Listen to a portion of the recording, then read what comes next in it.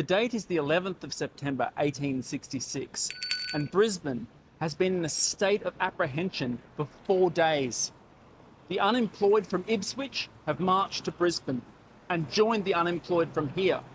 Brisbane is about to have the bread and blood riot. But why are these men rioting? Because they've been lied to. They've been treated unjustly. And now they're starving. However, this riot is actually a crescendo of this story. First, we need to look at how on earth this riot started and how the blazes you get people to starve in a state as bountiful in resources as Queensland. The foundations of our problem doesn't actually start in 1866, but rather in 1859 when we separated from New South Wales. Now, as I've said in other videos, when we broke away from them, we only had the equivalent of 6 cents in the treasury. We were absolutely broke. Because our state was so broke, it had to borrow huge amounts of money from British banks to build vital infrastructure like roads and bridges and railways. Now, the state also had another problem, and that was not only were they broke, they had a state that was 7.1 times the size of the UK. It only had 25,000 white people living here, and who knows how many hostile Aboriginals. They needed more people. Now, sure, there were settlements up north, like places like Rockhampton and places like that. But at the time, the bulk of the population lived here in southeast Queensland. So yeah, not only did they need people to move here, they needed people to build their railways and farm the land, and more importantly, they needed people to bring money. Now, at the time of separation, there's about 5,000 people living in Brisbane. Oddly, a whole heap of German people. But Britain wanted more Brits and Irish people to move here. So they sent a man called Henry Jordan to London to start getting more people. Now, Henry Jordan, in order to entice people to come to Queensland, Henry Jordan, he has this thing called the land order system, and he starts handing out this flyer. He goes all over Britain. And actually, we have this pamphlet, and I'll actually link it in the description. You can read it yourself. Now, according to this document, if you paid for your fare for the ship that brought you to Queensland, you'd be given parcels of land at the price of around £1 an acre. Now, our man Jordan is a man who has absolutely no shame. He sells them a utopia. Now, he's saying things in his pamphlet like, "The country is always green." Now, if that's not a gross enough evasion of the truth, what he's about to tell them is just downright cruel. Because he and his associates are going to places like Ireland, which has just had a potato famine where roughly about 1 million people starved to death. And he's telling them things like this. The average yield of maize is 40 bushels to the acre, and the average price is 4 shillings and 6 pence a bushel. The average yield of English potatoes is 3 tons to the acre, and the average price realised by the farmer, £6 per tonne. He then goes on to say, on new land, the produce of maize is sometimes 80 bushels to the acre for 2 to 3 successive crops. Potatoes will sometimes yield 8 tons to the acre. And then he continues on making all sorts of amazing promises regarding the wonders of Queensland's agriculture. Now, not everyone is eligible for these land grants, but not to worry, because Jordan has promises for them too. He says, there's heaps of jobs on the land. There are good jobs for shepherds. In fact, we have more jobs than we have people. He's saying things like, domestic servants are getting paid, a lot of money, and he's making all of these promises. So as you imagine, people are pouring in. Now, Within the space of just 3 years, 25,000 people turn up. So the population essentially doubles. More are on their way. So they start building a railway and they link Grantchester to Ipswich. But they're like, well, we should extend this railway to Toowoomba. So they need more men. More are on their way. In 1865, southeast Queensland is hit by a drought, and as the water vanished, so did the farming jobs. Then in May 1866, there's a severe banking crisis in Britain. By June, people are panicking in Brisbane and going to their banks and withdrawing all their money. Jobs are becoming scarcer and scarcer. Then, remember how I said that Queensland had borrowed all of that money? Well, they couldn't pay it back and no one wanted to lend them any money, so all the public sector jobs, they all came screeching to a halt. And that included people building railways. So from June till September 1866, all along this railway, these blokes are completely out of work. Toowoomba alone had something like 1,500 blokes turn up and they're like, oh, sorry guys, there's no work here. Then take into account how many of them had families. I mean, at this time, it wasn't at all abnormal to have like 7 or 8 kids. So you've got all these hungry mouths to feed and it's a drought. And with hundreds of people along this line, eventually you're going to run out of kangaroos and wallabies and other bush tucker to eat now, aren't you? By September, these navvies are in a dire situation.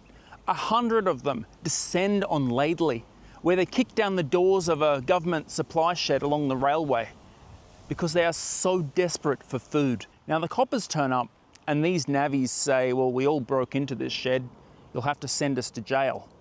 And their reasoning is, if they're sent to jail, then they'll be fed. They say, it would be better than starvation.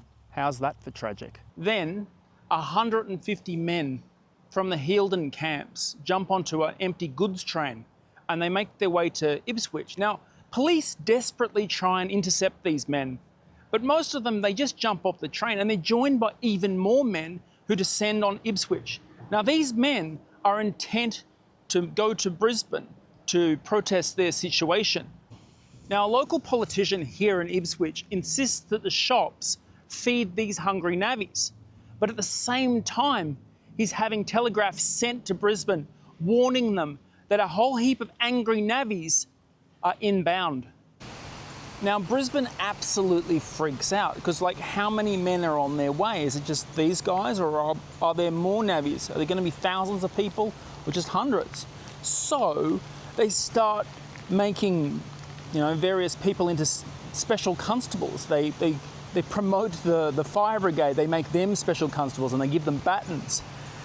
They promote everyone who's a part of the volunteer artillery. They become special constables.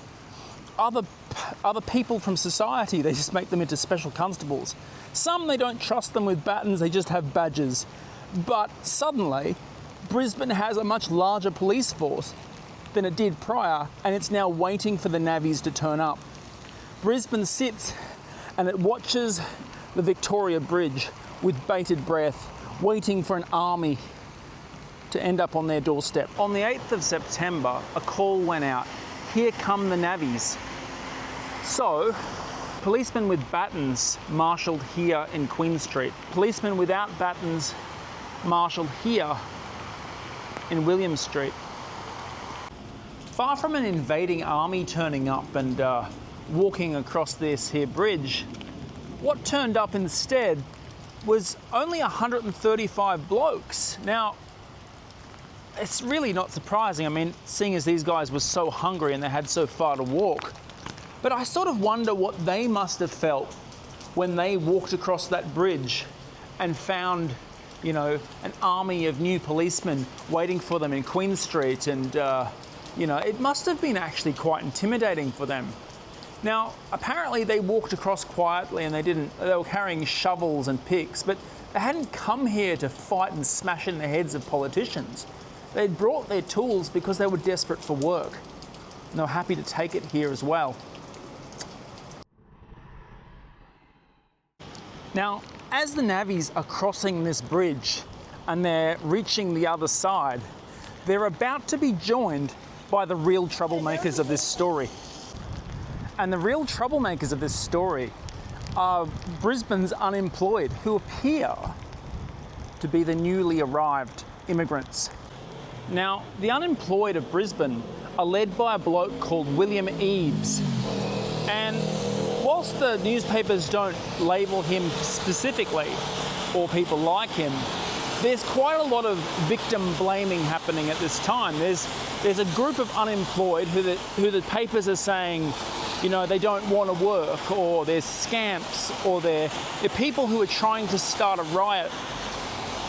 But if you consider these immigrants' point of view, there's probably a very good reason why they weren't out there working. And the first one's pretty obvious. One, there wasn't any work. So how were they going to work? Two, if you look at what the document promises, it promises this. It is free of endemic diseases, and epidemics are of a rare occurrence. And yet, the places that they were meant to be working, like the navvy camps, were absolutely being ravished by typhoid. So if you think about it, this typhoid that's absolutely ravishing these camps, would you want to work there? Would you want to take your children? Typhoid had a tendency to kill children. And there's a third reason why maybe these people were not seeking as much work as they should have, and that is the weather. Now, I've been to the UK and it's bloody freezing. These people were being promised this by the document. The climate in Queensland is the finest in Australia and cannot be surpassed by any part of the world. Now, you got here in a time before air conditioning and someone was like, all right, mate, here's a pick. Go out to Toowoomba and, you know, swing that in the hot sun whilst everyone's dying of typhoid. You probably would also say, oh, piss off. William Eves and his people join up with the navvies and they all walk up George Street and they go and camp at a place that was known back then as the Green Hills, which is around here somewhere, which is apparently off present-day Counter Street, essentially where the Roma Street railway yards are now, so about here. On Sunday, the 9th of September, things appeared to be calm. Things were going well until a ship carrying immigrants arrived. Now, there were more hungry mouths to feed now, wasn't there? And the tension started to rise. Now, if you thought things were tense on the Sunday, well, when Monday rolls around, things have got to a fever pitch. Police are being moved all over Brisbane trying to protect this and that because Eves is demanding that the shop owners feed the unemployed like the shop owners had in Ipswich. But he's also saying, look, if they don't feed us, we should force them to. So police are like, stay inside, lock your doors to like the shop owners. And but he's also saying things like the shop owners should come with us to government and force them to give us what we want. Now, according to some other writers like Paul Wilson, he's also saying we should chop down telegraph poles and we should stop stagecoaches. At 4 p.m, a politician comes to the Green Hills camp, and he makes an offer. He says he will send 30 families and 250 men with 7 days rations up to Rockhampton to work on a railway. He also says that if this quota isn't filled, he'll send even more. Also, work will resume on our railways in this area. However, they will work for no rations and reduced wages. Furthermore, the Catholic Church even gets involved and says, look, what we'll do is we'll feed the hungry, we'll feed the unemployed of Brisbane. We'll make meals available and houses to eat at. And like, sure, there's a whole heap of people who don't want to go up to Rockhampton, but what choices do they have? So most of the navvies take this option. So what went wrong? Well, the answer is Eves. Eves stands upon a dray and he says, look, the navvies have abandoned us These daylight meetings, they're not working. What we need to do is we need to meet at night. Now, there's a bit of misinformation on the internet that says these guys started off from the Dunmore Arms Hotel. However, this is wrong. We know this because newspapers written at the time make the same point that they met at the Treasury Hotel, which in 1866 was on the corner of George and Queen Street. So yeah, out the front of what's now the Brisbane Library Square. So 400 to 500 people congregate here because at the time, this area had heaps of rocks which they could use as weapons. Eves then says because there's a warrant out for his arrest, he can't join them. Instead, he hands control to a bloke called William Parker. And it's Parker who allegedly said the famous line, which was, "We did not come here to be paupers, nor to accept of charity, but to work, and work we cannot get, and bread we cannot do without, and bread we will have, and if we don't get bread, we will have blood, and it's bread and blood that we will have tonight. Let's do it now!" And this is why it's called the Bread and Blood Riot. Parker and his rioters then run down George Street, down through Elizabeth Street, and down into William Street to their target. And they're intent on breaking into the then government stores, which is the present day commissariat store. So apparently they're throwing rocks and they're smashing windows and they're trying to go down the bank and kick down doors, so probably that one. And they're trying to steal what's in there. But there's a problem. See, whilst Parker was whipping the crowd up, someone went and snitched on him. And instead of being met by coppers like the navvies had met that were armed with batons and badges, the coppers that have been sent against him are real policemen. So they're armed with guns and bayonets. So the unemployed have literally brought rocks to a knife and gunfight. Yeah. So according to a newspaper at the time, the police first clashed with rioters between the telegraph office and the government stores. So about here in the present. Police then read the Riot Act, but the mob just chucks rocks at them. Our riot has begun. There's even a priest that turns up and says, look, stop this madness. We don't need bloodshed. We've already got enough problems. We don't need more. But yeah, the rioters, they don't listen. They just chuck rocks. So the police push them back. Now, somewhere near the church, the police are ordered to start loading their guns with live ammunition. So yeah, the police, they push the riotous mob down William Street, and then they push them down Elizabeth Street down here. Now, things started to get quite tense when they reached the corner. So what happens is there's a hotel on the corner. It would have been just about here. I've actually got a picture of it.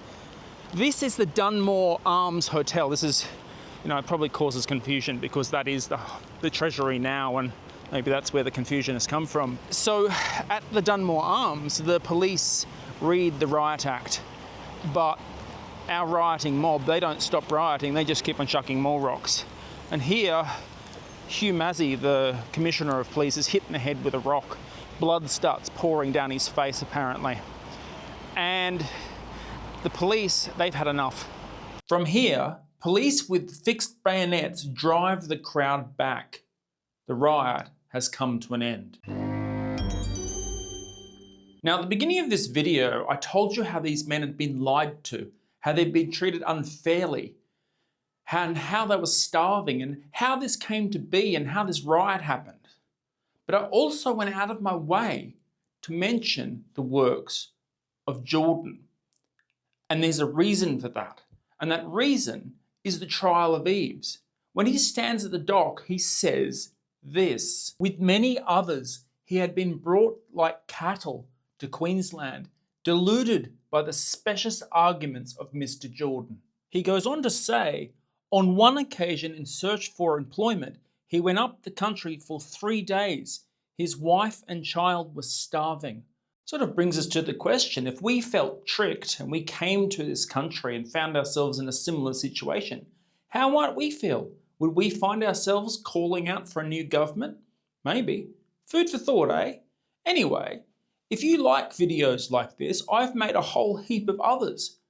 Please go and check them out. Anyway, I'm off to explore other bits of history and have other adventures. Toodle pip, please like, share and subscribe. Cheers! Thanks.